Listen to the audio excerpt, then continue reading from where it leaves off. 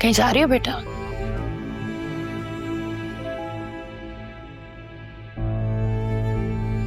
Mom की तरफ जा रही हूँ। क्या हुआ, सब खैरियत तो है ना नायला के यहाँ? क्यों? उनके घर जाने के लिए कोई इंसिडेंट होना जरूरी है? नहीं बेटा, मैं तो वैसे ही पूछ रही थी, सब खैरियत है ना वहाँ पे? जी, वहाँ तो सब खैरियत ही होती है, इसलिए वहाँ रिलैक्स करने जा रही हूँ। लेकिन आंटी यहाँ कुछ ठीक नहीं है। क्या मतलब बेटा? नथिंग। सुफियान कहाँ है? वो नहीं जा रहे मेरे साथ, मैं अकेली जा रही हूँ। क्यों? क्योंकि उनके पास मेरे लिए टाइम नहीं है और कह रहे कि मैं अंकल को टाइम दूंगा।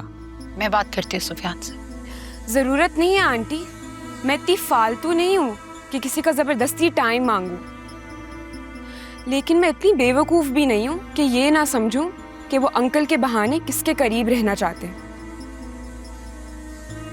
और आंटी, मैं ये भी जानती हूँ कि अरसलान जायशा के साथ रहना नहीं चाहता और उसको पसंद भी नहीं करता, और शायद इसलिए उसको इससे इतनी हमदर्दी है। लेकिन आप सुफियान को बता दें कि जो चीज़ मेरी हो जाए वो हमेशा मेरी ही रहती है। मैं वो बर्बाद तो कर सकती हूँ लेकिन किसी को दे नहीं सकती।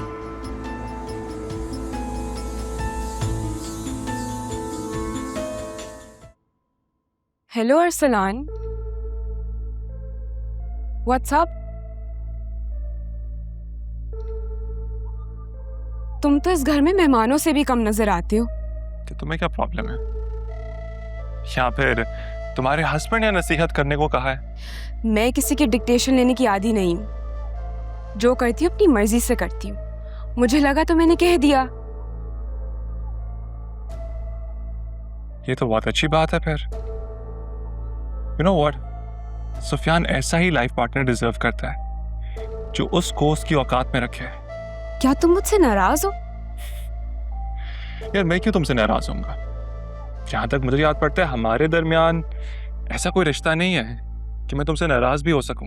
मैं तुम्हारी बड़ी भाभी हूँ और देवर भाभी में तो बड़ी दोस्ती होती है, लेकिन तुम तो मुझसे बात ही नहीं करते। जुहा, तो मेरी बात सुनो। तुम मेरी भाभी ना सिर्फ सुफियान की वजह से हो। सो प्लीज अपना ये ताल्लुक ना सुफियान तक ही रखो। मुझसे फजूल में दोस्तियां मत बनाओ। सोच लो, हो सकता है हमारी दोस्ती एक दूसरे के लिए फायदेमंद हो।